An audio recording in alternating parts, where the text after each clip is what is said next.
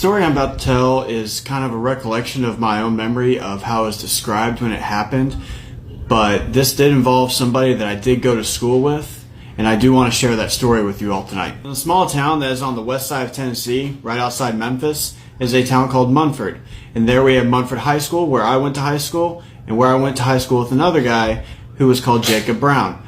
His friends also called him Paco. Now, I wouldn't say that I was real good friends with him, but I did spend my mornings talking to him.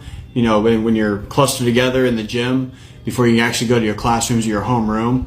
I spent a good bit talking to him, just, talking about video games and other various things, how bad our football team was, whatever we decided to talk about. At one point during the year, I believe it was in 2010, maybe 2011, I don't exactly remember, he would go out walking around town, and he was known for being involved in drugs and, drinking, a lot of kids in high school drink, but he took it to a whole new level.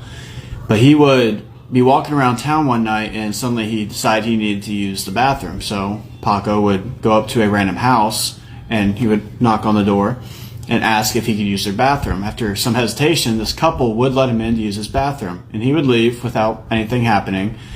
But he would return to that house later. A couple hours later, Paco would return back to that house where he used the bathroom and would knock on the door again, and the elderly man would answer the door, and as soon as he did, Paco would take the baseball bat that he had and he would beat them over the head, push him back into the house, and then he would proceed to brutally murder him and his wife with that baseball bat. The following day, he was arrested, but that doesn't change the fact that he really kind of left a mark in the town and on that family, who to this day still pretty much leave all the lights on in their house and don't really answer the door when somebody knocks. After Jacob Paco Brown was arrested, he was being interrogated by the detectives in Munford, and he would say that demons were telling him to kill people, but there was another voice that he described as a small girl named Lily that was telling him not to kill people. It appeared that he was trying to play the insanity role to try and get out of a normal trial, but that would be tossed away probably because of the fact that he was on bath salts, supposedly meth,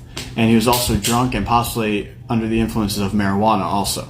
He still remains in jail to this day. I believe he would be about 28 years old now, and he was tried as an adult at the age of 16. This kind of just goes to show that you don't always know the people around you as well as you might think.